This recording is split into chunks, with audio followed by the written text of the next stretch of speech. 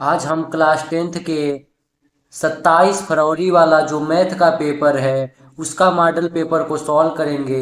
अगर आपने इस वीडियो को पूरा अच्छे से देख लिया तो आपको 95 प्लस नंबर लाने से कोई नहीं रोक सकता है, क्योंकि इसमें हमने पेपर में बार बार पूछे जाने वाले सवालों को रखा है। लास्ट में 5 सवाल मोस्ट इम्पॉर्टेंट हैं, इसलिए आप इस वीडियो को पूरा देखेंगे।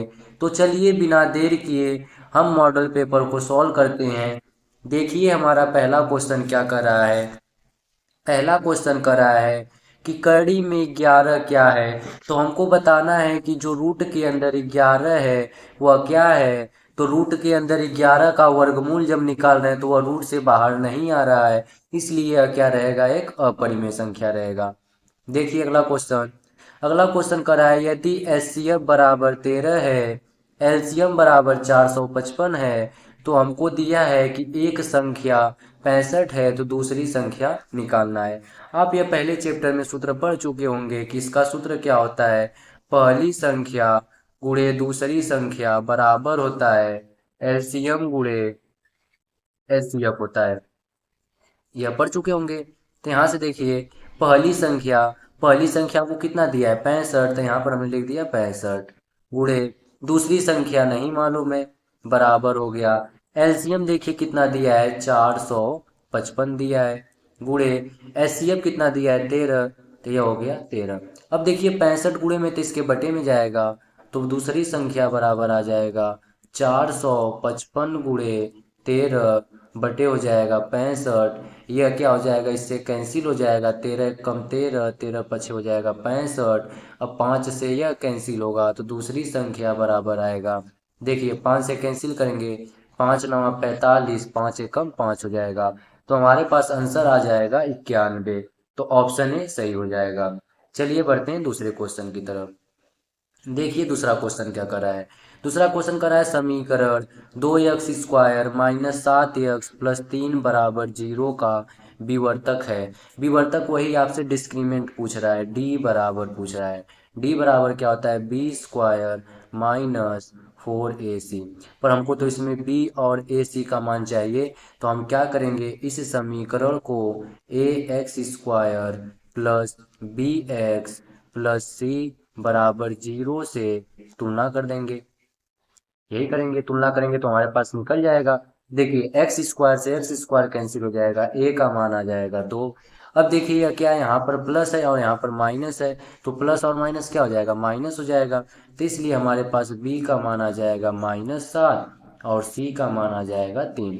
अब हम यहाँ पर इसका विवर्तक निकालेंगे, तो d बराबर आ जाएगा b²। तो b हमारे पास 7 है तो -7 का स्क्वायर -4ac। तो 4, a का मान है 2 और c का मान है 3। तो यहाँ से हमारे पास आएगा 7 का स्क्वायर प्लस का 49 हो जाएगा। इसका गुणा करेंगे 4 दूना के 8, 8 तरीका हो जाएगा 24। 49 में से 24 घटाएंगे तो 9 में से 4 गया तो 5 बचेगा, और 4 में से 2 जाएगा तो बचेगा 2। तो यह हो जाएगा हमारे पास 25 आंसर हो जाएगा। तो इसलिए हमारा ऑप्शन ए सही हो जाएगा। चलिए बढ़ते हैं अगले क्वेश्चन की तरफ। देखिए अगला क्वेश्चन कर रहा है AP 5 9 13 का सार व अंतर। सार व अंतर निकालना है, तो सार व अंतर को क्या बोला जाता है, डी बोला जाता है। तो हम क्या करते हैं, अगर हमारा कोई भी AP चलता है तो हम क्या करते हैं, अगले वाले पद में से पहले वाले पद को घटा देते हैं। तो 9 में से अगर हम 5 को घटा देंगे तो हमारे पास आ जाएगा 4। ऑप्शन बी हमारा करेक्ट हो जाएगा। चलिए बढ़ते हैं अगले क्वेश्चन की तरफ। यहाँ देखिए हमसे बोल रहा है साइन 45 अंश का मान। साइन 45 अंश का मान कैसे निकालेंगे। अगर आपको इसका वैल्यू नहीं याद है तो मैंने इसको चैनल पर शॉर्ट ट्रिक बता दिया, आप इसको कैसे याद कर सकते हैं, वेरी शॉर्ट ट्रिक है। आप जाके उसको चैनल पर देख सकते हैं। तो यहाँ से बोल रहा है साइन 45 अंश का मान, तो साइन 45 अंश का मान होता है, देखिए यहाँ पर तो हमको लग रहा है ऑप्शन गलत दिया है क्या। साइन 45 अंश का मान 1/2 होता है, पर यहाँ से कोई ऑप्शन नहीं मिल रहा है। तो हमारे हिसाब से क्या किया जाए, इसको चेंज किया जाए। यह नहीं रहेगा, यह ऑप्शन रहेगा 1/2 रहेगा। ऑप्शन सी हमारा करेक्ट हो जाएगा। चलिए बढ़ते हैं अगले क्वेश्चन की तरफ। देखिए अगला क्वेश्चन क्या करा है, इसको आप कमेंट बॉक्स में बताएंगे 1060 अंश का मान क्या होगा। इसको आप कमेंट बॉक्स में पिन करेंगे। देखिए अगला क्वेश्चन क्या है, अगला क्वेश्चन कर रहा है रैखिक समीकरणों का अद्वितीय हल होगा। हमको बोल रहा है किसका अद्वितीय हल होगा। अद्वितीय हल का मतलब क्या होता है कि A1/A2 not equal to B1/B2। तो यहाँ से देखिए जो ब्रैकेट है यह क्या है, A1 है, यहाँ भी B1 है, यह सब A1 B1 है, इससे आप कंफ्यूज नहीं होंगे, यह हो जाएगा। तो यहाँ से हमसे बोल रहा है क्या कि अद्वितीय हल का मतलब क्या होता है, A1/A2 not equal to B1/B2। तो यहाँ से देखिए A1/A2 not equal to B1/B2, option a सही हो जाएगा। ये होता है अद्वितीय हल का। देखिए अगला क्वेश्चन। अगला क्वेश्चन कर रहा है कि एक निष्पक्ष पासे को छः आने की, मतलब एक पासा है उसमें छः आने की प्रायिकता क्या है। तो पासे पर कुल टोटल परिणाम कितने होते हैं, एक से छः तक रहेंगे, एक हो गया, दो, तीन, चार, पाँच, छः, यह पासे पर छः परिणाम होते हैं। अब इसमें करा छः आने की प्रायिकता, तो इस पासे पर छः तो एक ही बार आ रहा है ना, तो यहाँ पर क्या होगा, कुल टोटल परिणाम कितने हैं, छः, असंभव परिणाम छः कई बार आ रहा है, तो यह क्या हो जाएगा, 1/6 हमारा करेक्ट हो जाएगा, ऑप्शन ए सही हो जाएगा। चलिए बढ़ते हैं अगले क्वेश्चन की तरफ। देखिए अगला क्वेश्चन कर रहा है गोले का आयतन बताना है। तो गोले का आयतन का सूत्र क्या होता है, गोले का आयतन का सूत्र होता है 4/3 पाई r क्यूब होता है। यह हो जाएगा हमारा, ऑप्शन ए करेक्ट हो जाएगा। अब यहाँ से बोल रहा है sine square a plus cos square a equal to क्या होगा, इसका आंसर आप कमेंट बॉक्स में बताएंगे, इसका आंसर क्या होगा। देखिए अगला क्वेश्चन।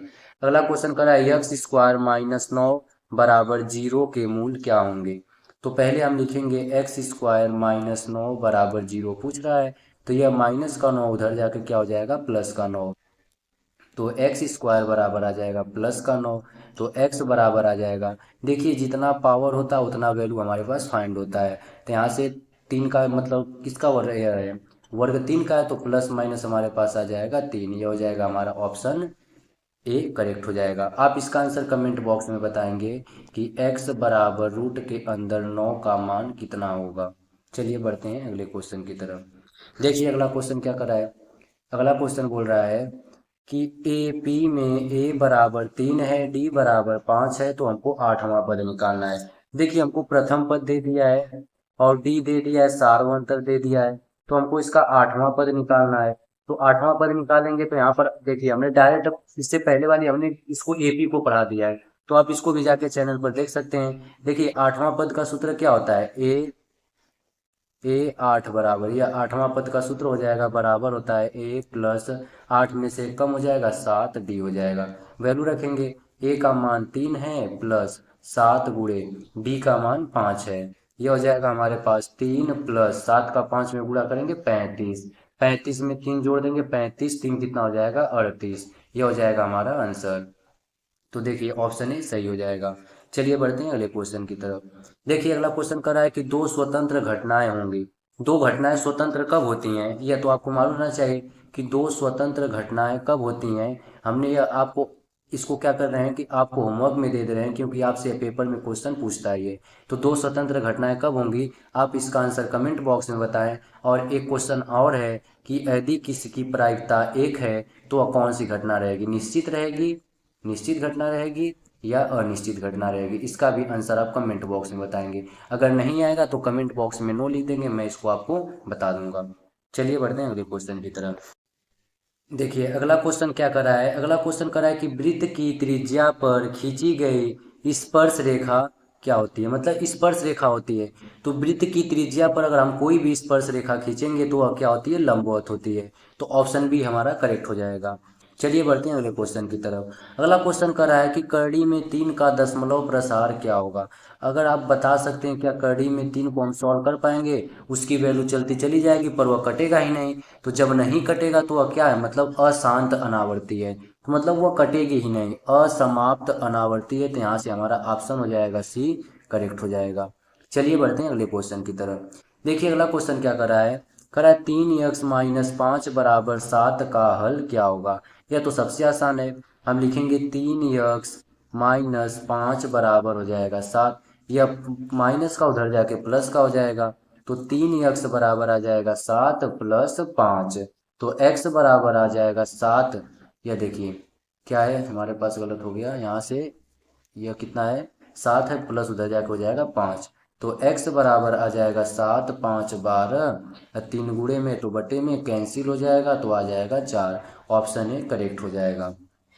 चलिए देखिए अगला क्वेश्चन, 17वां क्वेश्चन क्या करा है। 17वां क्वेश्चन करा है कि सेक 30 अंश का मान क्या होगा।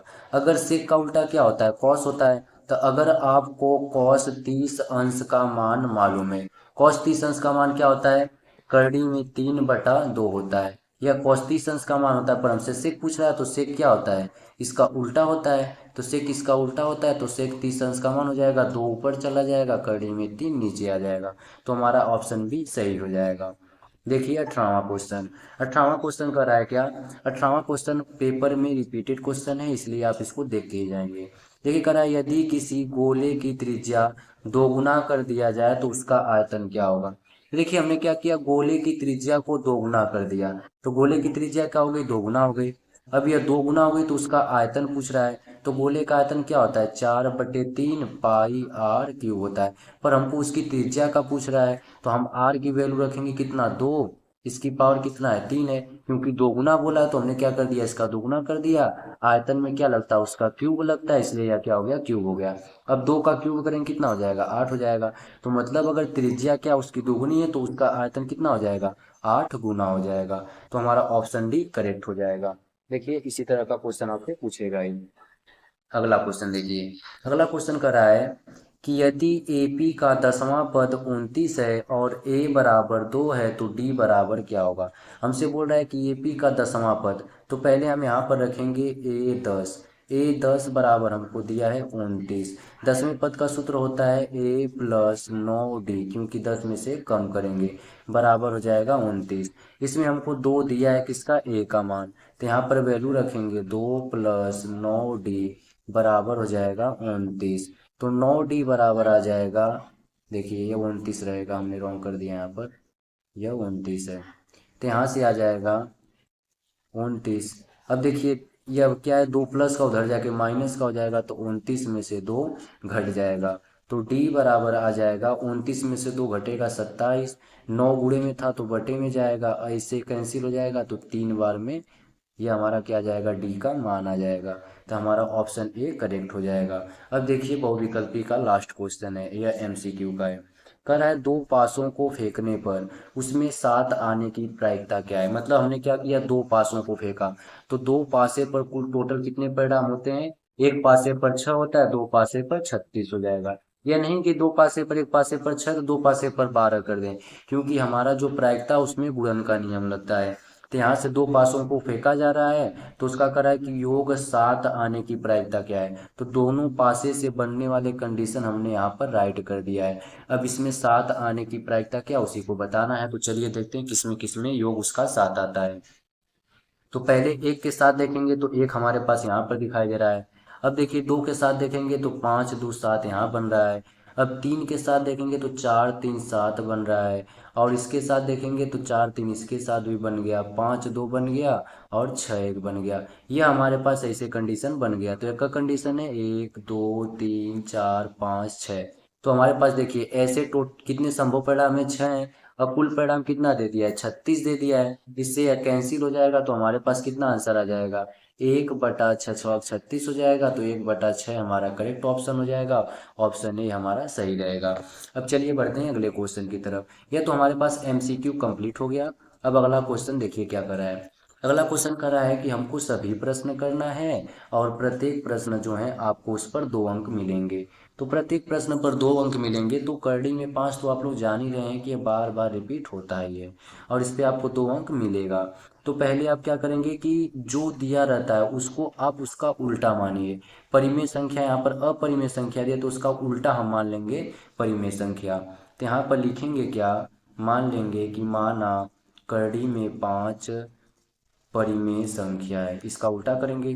अपरिमेय का क्या हो जाएगा, उल्टा परिमेय।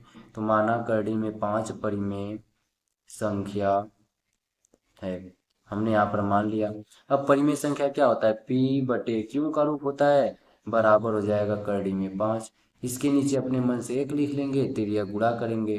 तो जब तिर्यक गुणा करेंगे तो हमारे पास क्या आएगा, P बराबर हो जाएगा 5, करड़ी में 5 है और क्यों है। फिर क्या कर देंगे, यहाँ से दोनों पक्षों का वर्ग कर देंगे। तो लिखेंगे s b s square both side, मतलब दोनों पक्षों का वर्ग करने पर। अब दोनों पक्षों का वर्ग करेंगे तो यहाँ से पी का स्क्वायर हो जाएगा, और जब इसका वर्ग करेंगे तो देखिए स्क्वायर से रूट कैंसिल हो जाता है, तो क्या बचेगा, 5 बचेगा, और वहाँ से क्या हो जाएगा, क्यू का स्क्वायर हो जाएगा, तो हो जाएगा 5 क्यू स्क्वायर। अब देखिए 5 गुणे में तो बटे में जाएगा, तो यहाँ से आ जाएगा पी स्क्वायर बटे 5 बराबर हो जाएगा क्यू स्क्वायर। अब देखिए इसके आगे हम क्या लिख सकते हैं, यहाँ से देखिए क्या लिखेंगे, देखिए इसके आगे, तो हम यहाँ से इसके आगे लिख सकते हैं, क्योंकि देखिए यह तो क्या है बटे में है, तो मतलब यह क्या हो सकता है, इसकी भाग जा सकती है, क्योंकि यह देखिए बटे में है ना, तो यहाँ से क्या हो सकता है, इसकी भाग जाएगी। तो हम लिखेंगे क्या कि पी स्क्वायर 5 से, पी स्क्वायर 5 से विभाजित है, पी स्क्वायर 5 से विभाजित है, इसलिए इसलिए 5 भी 5 भी पी से पी से विभाजित 5 भी पी से विभाजित होगा। ये देखिए हमने लिख दिया, तो यह कंडीशन आपको लिखना पड़ेगा। अब देखिए हमारा तो पी क्या हो गया, 5 से विभाजित हो गया, इसी तरह क्यू को दिखाना है, तो आप क्या मानेंगे, यहाँ से कुछ भी पी बराबर मान सकते हैं। पी बराबर देखिए हम क्या मान ले रहे हैं, इसको हमने मान लिया, यहाँ से क्या इसको समीकरण 1 मान लेंगे। देखिए हम क्या करेंगे कि यहाँ हमने मान लिया कि माना पी बराबर, देखिए जो 5 दिया है, इस अगर करड़ी में 5 दिया रहेगा तो 5 मानेंगे, करड़ी में अगर 3 दिया तो 3 मानेंगे, तो बस हम पी बराबर क्या मान लेंगे, 5, और वहाँ से उसका कोई भी एक चेंज कर देना, हमने मान लिया सी। तो अभी क्या मान लेंगे कि हमने माना कि माना पी बराबर क्या है, 5 सी है, तो अब इसी को हम क्या करेंगे, एक वैल्यू में रख देंगे, तो यहाँ से लिखेंगे पी का मान, पी का मान समीकरण, पी का मान समीकरण 1 में, समीकरण 1 हमारे पास है पी स्क्वायर बराबर 5 क्यू स्क्वायर, यहाँ वैल्यू रखेंगे। देखिए वैल्यू रखने पर क्या आ रहा है, तो जब वैल्यू रखेंगे तो हमारे पास पी का मान कितना है, 5 सी, तो यहाँ से हो जाएगा 5 सी का स्क्वायर बराबर हो जाएगा 5 क्यू स्क्वायर। अब 5 का स्क्वायर कितना हो जाएगा, 25, ये हो जाएगा सी स्क्वायर बराबर आ जाएगा 5 क्यू स्क्वायर। अब देखिए यह क्या है, 5 गुणे में तो बटे में जाएगा, ये आप इसको इधर लेके आइए, तो सी स्क्वायर बराबर हो जाएगा 5 क्यू स्क्वायर बटे हो जाएगा 25, यह इससे कैंसिल हो जाएगा, तो हमारे पास आ जाएगा क्यू स्क्वायर बटे 5 आ जाएगा। सेम उसी तरह देखिए पी स्क्वायर बटे 5 की तरह बन गया कि नहीं, देखिए यहाँ से पी स्क्वायर बटे 5 की तरह वह भी बन गया, तो वहाँ से हमारे पास यह भी तो इसी तरह विभाजित हो जाएगा, जैसे क्या हुआ था, पी विभाजित हुआ था, मतलब पी 5 से विभाजित हुआ था, तो अब क्यू भी विभाजित हो रहा है, तो यहाँ पर हम लिखेंगे, ऐसे लिखेंगे क्यू स्क्वायर, क्यू स्क्वायर 5 से विभाजित है, क्यू स्क्वायर 5 से विभाजित है, तो 5 भी, जब क्यू स्क्वायर 5 से विभाजित तो 5 भी क्या होगा, क्यू से, 5 भी क्यू से विभाजित, 5 भी क्यू से विभाजित होगा, यह हो गया 5 भी क्यू से विभाजित होगा। तो देखिए हमारे पास क्या हो गया कि एक ही संख्या दोनों संख्याओं से विभाजित हो जा रही है, तो हम लिख देंगे कि अतः, अतः हमारी अवधारणा, मतलब जो हमने कल्पना किया था, अतः हमारी अवधारणा, अतः हमारी अवधारणा गलत है, गलत है, अतः हमारी अवधारणा गलत है, करड़ी में 5 अपरिमेय, अपरिमेय संख्या है, अतः हमारी अवधारणा गलत है, करड़ी में 5 अपरिमेय संख्या है। यह हो गया हमारा आंसर। अब चलिए बढ़ते हैं अगले क्वेश्चन की तरफ। देखिए अगला क्वेश्चन क्या कर रहा है, अगला क्वेश्चन कर रहा है कि यदि बिंदु, यहाँ से देखिए यहाँ पर कोई भी बिंदु मान लीजिए पी क्यू, देखिए हमने क्या मान लिया, इसको क्यों मान लिया, क्योंकि यह क नहीं रहेगा, यह क्या हो गया, क्यों हो गया। क्यों क्या है, 0, 1 बिंदुओं P और इतना से समदूरस्थ है, तो हमको x का मान निकालना है। देखिए हमारे पास P और क्यों है, देखिए यहाँ से पी आर बिंदु जो है क्यों ना, इस बिंदु P और R से समदूरस्थ है, तो पहले इसका चित्र समझिए। यह हमारे पास हो गया एक लाइन, यहाँ से क्या हो गया, एक P बिंदु हो गया, बीच में क्या हो गया, Q हो गया, और एक बिंदु R हो गया। यहाँ से P का निर्देशांक दिया है 5, -3 दिया है, क्यू का निर्देशांक दिया है x, 6 दिया है। यहाँ से जो हमारे पास बोल रहा है कि जो क्यू बिंदु है इन दोनों से समदूरस्थ है, मतलब यहाँ से यहाँ तक की दूरी और यहाँ से यहाँ तक की दूरी क्या है, बराबर है। तो इसका निर्देशांक दिया है 0, 1 दिया है। तो हम क्या करेंगे, पहले इसके बीच की दूरी निकाल के इसके बीच की दूरी के निकाल के बराबर रख देंगे, क्योंकि दोनों क्या है, समदूरस्थ हैं। तो यहाँ पर हम क्या करेंगे, दो बिंदुओं के बीच की दूरी वाला सूत्र लगा देंगे। तो पहले हम लिखेंगे पी क्यू का स्क्वायर बराबर हो जाएगा क्यू आर का स्क्वायर। स्क्वायर लगाने का मतलब है कि अगर हम स्क्वायर हटा दे रहे हैं तो अब क्या होता है, रूट के अंदर न बीच की दूरी होती है तो रूट क्या हो जाएगा, कैंसिल हो जाएगा। तो यहाँ से हमारे पास आएगा पी क्यू का स्क्वायर बराबर क्यू आर का स्क्वायर। अब इसके बीच की दूरी निकालेंगे तो बीच की दूरी का सूत्र हो जाएगा x2 माइनस x1। तो देखिए x2 0 है, x1 क्या है, 5 है। तो x2 माइनस x1 का whole square plus y2 minus, या y2 का मान 1 है और देखिए y1 का मान क्या, -3 है। तो y2 माइनस लगता है तो माइनस यहाँ है माइनस यहाँ, तो माइनस माइनस हो जाएगा +3 का स्क्वायर। तो ये हो गया x2 माइनस x1 का whole square plus y2 minus y1 का होल स्क्वायर। सेम इसी तरह इसमें करेंगे। तो देखिए यहाँ से भी लगेगा, यह क्या है, x1 है, यह क्या है, x2 है। तो यहाँ से हमारे पास फिर सूत्र लग जाएगा। तो लिखेंगे क्या, x2 0 minus x1 minus x1 का whole square plus y2 minus y1 का होल स्क्वायर। अब इसको सॉल्व करेंगे, देखिए कितना आ रहा है। यहाँ से हमारे पास -5 बचेगा क्योंकि जीरो में से घटेगा, कोई अंतर नहीं पड़ेगा। तो -5 का स्क्वायर कितना हो जाएगा, प्लस का 25 हो जाएगा। अब देखिए यहाँ से क्या हो जाएगा, 3 और 1 जुड़ जाएगा, कितना हो जाएगा 4, और 4 का वर्गमूल कर देंगे तो 4 चौका हो जाएगा 16 बराबर। यह देखिए जीरो में से x जाएगा तो माइनस का x बचेगा, और माइनस एक्स का स्क्वायर कितना हो जाएगा, एक्स स्क्वायर प्लस का हो जाएगा। फिर देखिए प्लस, यहाँ से -6 में से 1 घटेगा, प्लस का 6 माइनस का 6 बचेगा, माइनस का 5, और माइनस का 5 का स्क्वायर क्या हो जाएगा, प्लस का। अब देखिए 25 हो गया, यह प्लस का 25 उधर जाके क्या हो जाएगा, माइनस का 25, इससे यह क्या हो गया, कैंसिल हो गया। तो कैंसिल हो गया तो हमारे पास क्या बचा, यहाँ से एक्स स्क्वायर बराबर बचा 16। तो x बराबर बचेगा +-16, क्योंकि हमने बता दिया जितना पावर होता है उतना उसका वैल्यू निकलता है। तो यह हो जाएगा हमारा राइट आंसर हो जाएगा, यह इसका हो जाएगा निर्देशांक। अब चलिए बढ़ते हैं अगले क्वेश्चन की तरफ। देखिए अगला क्वेश्चन क्या कर रहा है, अगला क्वेश्चन कर रहा है कि पी ई बराबर 0.06 है तो ई की नहीं होने की प्रायिकता क्या होती है। इसको हमने बताया है प्रायिकता वाले चैप्टर में, उसको भी जाके आप देख सकते हैं। पी ई प्लस होता है P E dash, P E plus P E dash बराबर होता है 1। अब यहाँ से हम लिखेंगे क्या, हमसे बोल रहा है पी ई का मान दिया है कितना, देखिए यह क्या होता है, डैश का मतलब होता है नहीं होने की प्रायिकता और इसकी होने की प्रायिकता होती है। तो यहाँ से पी ई का मान दिया है 0.06 प्लस नहीं होने की प्रायिकता हमारे पास क्या है, पी ई डैश है, बराबर हो जाएगा 1। या प्लस का उधर जाके माइनस का हो जाएगा, तो पी ई डैश बराबर आ जाएगा 1 माइनस 0.06। और जब यह घट जाएगा तो हमारे पास आ जाएगा 0.94 हो जाएगा। यह हो जाएगा हमारा राइट आंसर हो जाएगा। चलिए बढ़ते हैं अगले क्वेश्चन की तरफ। देखिए अगला क्वेश्चन क्या करा है, अगला क्वेश्चन मोस्ट इंपॉर्टेंट आपके लिए है। देखिए करा है, एक वृत्त के चतुर्थांश का क्षेत्रफल ज्ञात कीजिए जिसकी परिधि 22 सेंटीमीटर है। अगर आपको वीडियो पसंद आ रहा है तो प्लीज़ इसे सब्सक्राइब कीजिए।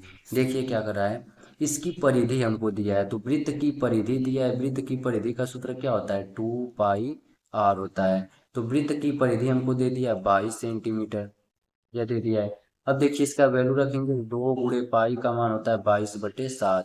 आर की वैल्यू हमको निकालना है, बराबर हो जाएगा 22। अब देखिए 7 गुणे में, देखिए 7 क्या भाग में है तो उसके क्या जाएगा, गुणा में जाएगा। तो आर बराबर आएगा 22 × 7 हो जाएगा। अब भाई दोनों क्या है, गुणे में तो कहाँ आ जाएंगे, बटे में आ जाएंगे। तो हो जाएगा 2 × 22 हो जाएगा, या इससे कैंसिल हो जाएगा। तो आर का मान आ जाएगा 7/2 आ जाएगा। अब हमसे करा है वृत्त के चतुर्थांश का क्षेत्रफल निकालना है। तो चतुर्थांश मतलब 4 भाग बोल रहा है, तो वृत्त के चतुर्थांश मतलब 4 भाग। तो यहाँ पर लिखेंगे वृत्त के चतुर्थांश का, वृत्त के चतुर्थांश का क्षेत्रफल, वृत्त के चतुर्थांश का क्षेत्रफल हो जाएगा 1/4 पाई आर स्क्वायर हो जाएगा। वैल्यू रखेंगे 1/4, पाई का मान 22/7 और आर का मान आया 7/2 स्क्वायर है, तो इसको 2 बार लिख देंगे। अब देखिए यहाँ से क्या हो जाएगा, 7 से 7 कैंसिल हो जाएगा या इससे कैंसिल होगा 2 बार में, यहाँ बचेगा 11। अब हमारे पास ये आएगा 11×7 = 77 हो जाएगा। 4 का 2 में गुणा कर देंगे, 4×2 = 8 हो जाएगा। अब इसको इससे कैंसिल करेंगे, देखिए हमारे पास आएगा 8×9 = 72 हो जाएगा। अब यहाँ बचेगा 8×9 = 72। अब 72 में कितना जोड़ेंगे, 5, फिर हो जाएगा 0.50, 8×6 = 48, 2 बचेगा, 8×2 = 16, 8×2 = 16 हो गया, 4 बचेगा, 8×5 = 40 सेंटीमीटर है, तो सेंटीमीटर का क्या आ जाएगा, स्क्वायर। ये हो जाएगा हमारा आंसर हो जाएगा। क्वेश्चन देखिए कितना आसान था। चलिए बढ़ते हैं अगले क्वेश्चन की तरफ। देखिए अगला क्वेश्चन क्या करा है। अगला क्वेश्चन करा है कि सिद्ध कीजिए 1 + tan² बराबर होता है sec²। इसको भी आप लोग स्किप नहीं करेंगे। अगर इनर्जेटिक जैसे देखिए, यहाँ से पढ़ाई के मामले में आप ये ना सोचें कि सर पढ़ाते चले जा रहे हैं, मजाक नहीं कर रहे हैं। देखिए मजाक का माहौल नहीं है, क्योंकि आपका पेपर भी नज़दीक है, इसलिए हम क्या कर रहे हैं, आपको पढ़ाते चले जा रहे हैं। तो आपको बोरिंग या ना लगे, आप बस सवाल को एकदम फोकस करके पढ़ते जाएं। इसलिए नहीं कि मतलब कोई मजाक करे तब वो जाके वहाँ पढ़े। पेपर आ गया तो अभी भी मजाक करेंगे तो कहाँ से पास होंगे। इसलिए आपको सक्सेस होना है। ये नहीं कि नंबर लेके आ दिए तो हो गए। आपको क्या करना है कि अगर आपने इस मॉडल पेपर को सॉल्व कर दिया, तो हमने आपको पहले ही बता दिया है कि आपका 95+ आएगा। तो चलिए स्टार्ट करते हैं। देखिए समय नहीं बिना बर्बाद किए आपको दिखाते हैं। देखिए क्वेश्चन बोल रहा है 1 + tan² बराबर होता है sec²। यह तो जान रहे हैं कि एक फार्मूला बन रहा है, तो हमको प्रूव करके दिखाना है। तो यहाँ पर हम क्या करेंगे, लिखेंगे 1 +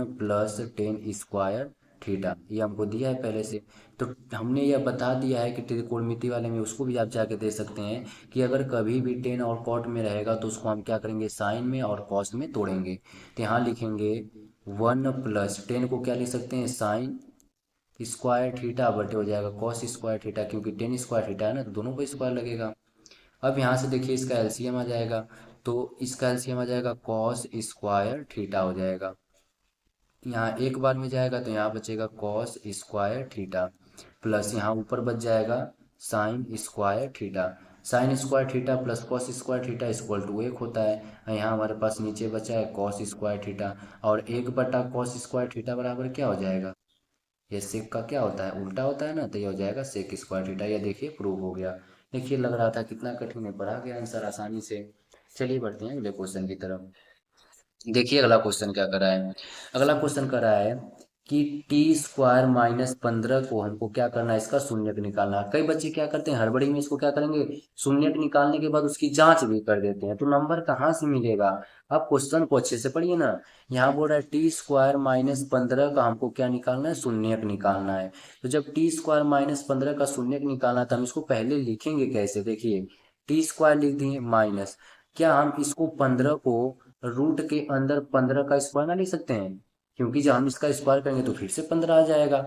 अब देखिए इसको हम कैसे करेंगे, यहाँ से देखिए a² - b² का फार्मूला बन गया कि नहीं, a² - b² का फार्मूला बन गया। तो यहाँ से हम इसको राइट करेंगे कैसे, देखिए यह a² - b² का फार्मूला बन गया, तो इसको एक बार क्या लिखेंगे, एक बार प्लस का लिखेंगे और एक बार क्या लिखेंगे, माइनस का लिखेंगे। क्योंकि शून्यक निकालना है तो हम इसको किसके बराबर रख देंगे, जीरो के बराबर रखेंगे। तो यहाँ पर a² - b² का सूत्र होता है a+b, और एक कोष्टक में हो जाएगा a - b हो जाएगा। और शून्यक निकालना है तो इसको हम रखेंगे जीरो के बराबर। ये हो गया हमारा जीरो। अब देखिए एक बार इसको जीरो के बराबर रख देंगे, इसके बाद इसको जीरो के बराबर रख देंगे। शून्य जाने रहे हैं आप, अल्फा और बीटा होता है। तो यहाँ से लिखेंगे t+15 बराबर जीरो हो जाएगा। तो हमारे पास t बराबर आ जाएगा -15 हो जाएगा। यह हो गया अल्फा का मान।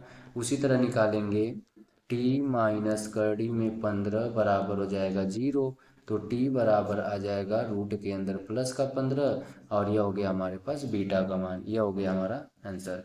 अब चलिए बढ़ते हैं अगले क्वेश्चन की तरफ। देखिए अगला क्वेश्चन क्या गया है, इसमें कह रहा है क्या, किन्हीं 5 खंडों को करना है। तो अब यह क्या गया है, प्रत्येक प्रश्न जो आपके हैं यह 4 अंक के हैं, और इसमें क्या करना है कि आपको 5 खंड दिया रहेगा, किन्हीं 5 खंडों को करना है। पर आप जान रहे हैं कि हम पूरा लाइन से सॉल्व करवाते जा रहे हैं, क्योंकि ये पेपर में क्वेश्चन पूछा ही जाएगा। तो यहाँ से देखिए इस तरह का भी क्वेश्चन पूछा जाएगा। बोल रहा है द्विघात समीकरण 3x² माइनस यक्स माइनस 4 के शून्यक निकालना है। इसके पहले वाले में हमने बता दिया अल्फा और बीटा वही शून्यक है, तो शून्यक निकालना है और शून्यकों तथा गुणांकों के बीच हमको संबंध की सत्यता की जांच करना है। तो पहले तो इसका हमको शून्यक निकालना पड़ेगा। तो देखिए हम द्विघात समीकरण को सॉल्व करेंगे। तो यहाँ से है 3x², थोड़ा सा रुक जाए इसको बड़ा कर लें। ये देखिए हमारे पास है, हो गया 3x² माइनस का x माइनस हो जाएगा 4। अब देखिए 3 का इसमें गुणा होता है आगे वाले का, पर उसको हम गुणा करके दिखाते नहीं हैं। तो 4×3 हो जाएगा 12। अगर इसको आपको शॉर्ट ट्रिक निकालने का चाहिए तो मैंने शॉर्ट वीडियो बना दिया, आप जाकर उसको इस चैनल पर देख सकते हैं। ये हो जाएगा 3×4=12। तो हम लिखेंगे 3x²। अब 3×4=12, तो 4 बड़ा है तो माइनस का 4x, 3 छोटा है तो प्लस का 3x। तो माइनस के 4x में से प्लस का 3 घटेगा तो देखिए माइनस का 1x बच जाएगा। उसके बाद माइनस का 4 है, एक कोष्टक में इसको लिख देंगे, एक कोष्टक में इसको लिख देंगे। तो हमारे पास आ जाएगा 3x² माइनस हो जाएगा 4x, फिर प्लस है, यह हो जाएगा 3x माइनस हो जाएगा 4। अब देखिए हम क्या इसको राइट कर सकते हैं। यहाँ से हम देखिए इसको x दोनों में दिखाई दे रहा है, x को कॉमन ले लेंगे तो हमारे पास अंदर बचेगा 3x माइनस 4 बचेगा। और यहाँ से हमने क्या किया, देखिए 3x माइनस 4 यहाँ भी है और 3x माइनस 4 यहाँ भी है, मतलब दोनों सेम है। तो हम इससे क्या करेंगे, सिर्फ एक को बाहर निकालेंगे तो बचेगा 3x माइनस 4। अब इसको क्या करेंगे, अलग अलग कोष्टक में एक एक बार राइट कर देंगे। तो यहाँ से हमारे पास क्या आ जाएगा, लिखेंगे एक कोष्टक में 3x माइनस 4 आ जाएगा और एक कोष्टक में आ जाएगा x+1। अब यहाँ पर हमको अल्फा बीटा चाहिए तो मानेंगे क्या, मानेंगे माना 3x माइनस 4 बराबर 0, तो 3x बराबर आएगा प्लस का 4, तो x बराबर हो जाएगा 4/3। ये हो जाएगा अल्फा का मान। अब हमको निकालना है बीटा का मान, तो लिखेंगे x+1 बराबर 0, तो x बराबर आएगा -1। ये हो जाएगा हमारे पास बीटा का मान। अब हमको इसको संबंध की सत्यता की जांच करना है, तो उसके लिए हमको a और b का मान चाहिए। तो देखिए a और b का मान निकालने के लिए हम क्या करेंगे, इस वाले समीकरण को तुलना कर देंगे, ax² plus bx plus c से तुलना करेंगे। तो यहाँ से 3x² minus 4, 3x² minus x minus 4 को तुलना करेंगे। तो लिखेंगे यहाँ से, देखिए क्या लिखेंगे, समीकरण समीकरण 3x² माइनस x माइनस 4 को ax² plus bx plus c बराबर 0 से क्या कर देंगे, इसको तुलना कर देंगे। और जब तुलना करेंगे देखिए x² से x² कैंसिल हो जाएगा, a का मान आ जाएगा 3 और b का मान हमारे पास आ जाएगा -1 और c का मान आ जाएगा -4। अब हमसे बोल रहा है कि शून्यकों का योग तथा शून्यकों का गुणनफल। तो यहाँ पर लिखेंगे शून्यकों का योग, क्योंकि हमको चेक करना है। तो सूत्र हो जाएगा शून्यकों का योग। शून्यकों का योग का सूत्र होता है, योग मतलब अल्फा प्लस बीटा, जोड़ देंगे। शून्यकों का योग बराबर अल्फा प्लस बीटा बराबर माइनस का b/a होता है। तो यहाँ से अल्फा और बीटा कितना है, अल्फा 3 है, बीटा कितना आया है देखने, बीटा आया है -1। देखिए यहाँ से बीटा क्या है, -1 है और अल्फा है 4/3। तो यहाँ वैल्यू रखेंगे, देखिए अल्फा का मान है 4/3, तो हो जाएगा 4/3 प्लस बीटा का मान है -1 बराबर बी का मान कितना है, देखिए -1 है और ए का मान है 3। यहाँ से हमारे पास एलसीएम आ जाएगा। पहले देखिए माइनस का इसमें गुणा करेंगे तो आएगा 4/3, या प्लस और माइनस तो माइनस हो जाएगा, इसके नीचे अपने मन से 1 लिख देंगे, यह आ जाएगा -3। 3 1 और 4 का एलसीएम कितना हो जाएगा, देखिए यहाँ से हमारे पास कुछ रॉन्ग है क्या, देखिए यहाँ से माइनस का b बटाए होता है ना, तो देखिए -b का मान कितना दिया है, -1 दिया है और यहाँ से पहले ही से माइनस लगा है, तो मतलब यहाँ पर बीच में एक माइनस लगेगा, यही रॉन्ग था। देखिए यहाँ से हम क्या करेंगे, बीच में लगाएंगे -1, यह हो गया। अब माइनस का माइनस में गुणा करेंगे क्या हो जाएगा, हमारे पास ये आ जाएगा प्लस का आ जाएगा। और यहाँ से देखिए हमारे पास क्या आएगा, 3 और 1 का एलसीएम 3 हो जाएगा, तो 3 एकम 3 होगा, 3 में से 4 घटेगा तो कितना बचेगा, 1/3। आप एलसीएम लेके सॉल्व कर लीजिएगा। और ये भी क्या आ गया, 1/3। तो मतलब ये शून्यकों का गुणनफल प्रूफ हो गया। शून्यकों का जो प्रूफ हो गया, अब हमको क्या निकालना है, शून्यकों का गुणनफल निकालना है। तो यहाँ लिखेंगे शून्यकों का गुणनफल। देखिए लिखेंगे शून्यकों का शून्यकों का गुणनफल, ये हो गया। शून्यकों का गुणनफल का सूत्र होता है अल्फा इंटू बीटा बराबर C/A। अल्फा का मान था 4/3 और बीटा का मान आया है -1 बराबर सी का मान देख लीजिए यहाँ पर कितना आया है। सी का मान देखिए, हमने समीकरण को जब तुलना किया तो सी का मान -4 है और ए का मान क्या है, 3 है। इसी वैल्यू को रख दे रहे हैं। तो यहाँ से है सी का मान है -4 और ए का मान है 3। अब देखिए 4/3 का अगर -1 में गुणा करेंगे तो यह भी माइनस बन जाएगा। तो हमारे पास आएगा -4/3 बराबर हो जाएगा -4/3। ये देखिए प्रूफ होके आ गया। तो यह हो जाएगा हमारा आंसर, क्योंकि हमको शून्यकों का योग और शून्यकों का गुणनफल के भी जांच करना था। अब चलिए बढ़ते हैं अगले क्वेश्चन की तरफ। देखिए अगला क्वेश्चन क्या करा है। अगला क्वेश्चन आपसे मोस्ट इम्पॉर्टेंट है, या तो बार बार पेपर में रिपीटेड ही है। तो करा सिद्ध कीजिए कि स्पर्श बिंदु से स्पर्श रेखा पर खींचा गया लंब वृत्त के केंद्र से होकर जाता है। करा कि सिद्ध करना है कि स्पर्श बिंदु से स्पर्श रेखा पर खींचा गया जो हमारा लंब है वह वृत्त के केंद्र से जाता है। तो मतलब हमको सिद्ध करना, तो पहले तो हम मानेंगे इसमें उसका उल्टा मानेंगे। तो हमने मान लिया, पहले तो देखिए कि वृत्त बना दे रहे हैं। यह हो गया हमारे पास एक वृत्त हो गया। अब वृत्त क्या है, वृत्त का एक त्रिज्या है और इस त्रिज्या को ओ मान ले रहे हैं। और इसी से क्या जा रहा है, एक बोल रहा है कि परपेंडिकुलर इस पे लंब है कि नहीं, यह हमसे बोलने के कर रहा है। यह हो गया एक्स हो गया और इसको हमने मान लिया वाई। अब देखिए यह तो इससे होकर जा रहा है, यह प्रूव करने के लिए बोल रहा है, पर हमने क्या कर लिया, अपने मन से रचना कर देंगे कि हमने मान लिया कि यह क्या कर रहा है, ओ डैश से होकर जा रहा है। ऐसे हम अपने मन से मान लेंगे। ये हमारा हो गया ओ डैश। तो यहाँ पर लिखेंगे क्या, ऐसे लिख देंगे कि माना माना खींचा गया लंब, माना खींचा गया माना खींचा गया लंब ओ डैश से ओ डैश से होकर ओ डैश से होकर जाता है। हम मान लेंगे माना खींचा गया लंब ओ डैश से होकर जाता है। इसको देखिए थोड़ा छोटा कर दे रहे हैं, क्योंकि आप लोग को जैसे प्रॉब्लम हो जा रही है। चलिए देखें इसको छोटा हो जा रहा है कि नहीं। हो गया, तो क्वेश्चन भी छोटा हो जा रहा है। देखिए जाइए देखें, क्वेश्चन भी छोटा हो जा रहा है। चलिए देख लिया जाए। तो यहाँ से हमने मान लिया कि माना खींचा गया लंब क्या है, ओ डैश से होकर जाता है। तो यहाँ से हम क्या करेंगे, ओ डैश से होकर जाता है। तो आप जानते हैं कि प्रमेय क्या होता है, 10.1 से यह क्या बनाएगा, 90 डिग्री का एंगल बनाएगा। तो यहाँ भी हमने मान लिया कि ओ डैश से जाता है, अभी ये तो अभी तो 90 डिग्री का बनाएगा। तो यहाँ से हम लिखेंगे प्रमेय प्रमेय 10 दशमलव प्रमेय 10.1 से। प्रमेय 10.1 से क्या होता है कि हमारे पास हो जाएगा एंगल ओ। देखिए ओ, फिर यहाँ से हमने मान लिया किसी को और मान लिया, यहाँ से मान ले रहे हैं बी। तो एंगल ओ बी वाई बराबर होगा 90 डिग्री। इसको मान लेंगे समीकरण 1।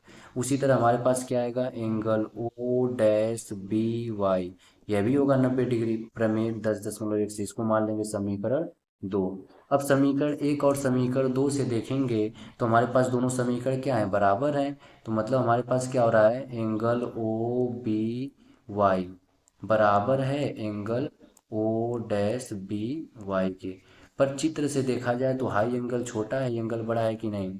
तो हम क्या कर सकते हैं, लिखेंगे चित्र से, मतलब चित्र में तो देख ही रहे हैं, दूध का दूध पानी का पानी हो जा रहा है। तो लिखेंगे चित्र से क्या हो जा रहा है कि एंगल ओ बी वाई बड़ा है angle o dash b y से। तो जब यह एंगल बड़ा है तो हम क्या कर सकते हैं, लिख देंगे कि अतः हमारी जो कल्पना है गलत है।